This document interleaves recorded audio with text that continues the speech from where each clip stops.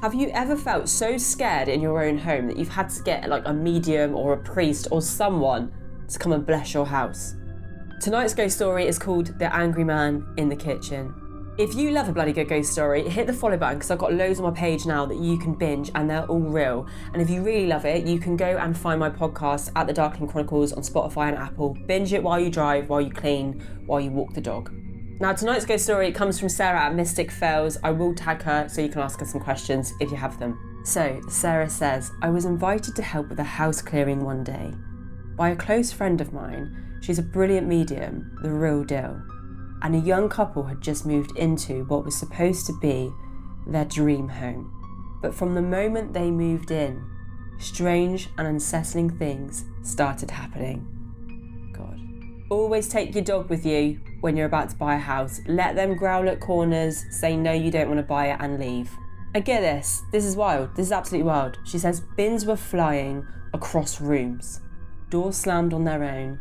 Objects fell from shelves with no one near them. They'd hear unexplained noises and footsteps when they were alone. The energy, they said, felt wrong. It felt like they were never alone. Oh God. I feel like that with my dog, you don't leave me alone. But I mean, I take a dog over a demon any day. So, she says, off we went. And the moment we stepped through the door, I felt it.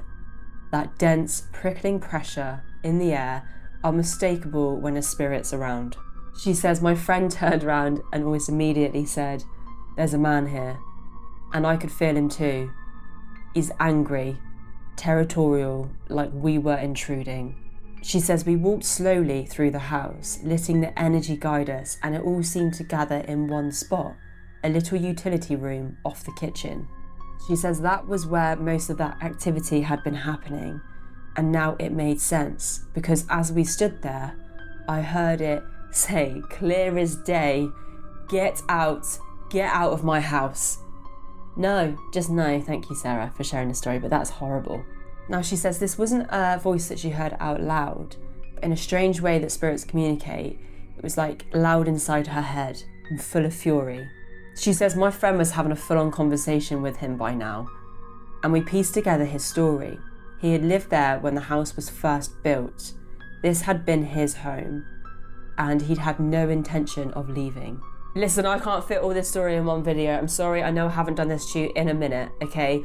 But follow for part 2, because it's really good.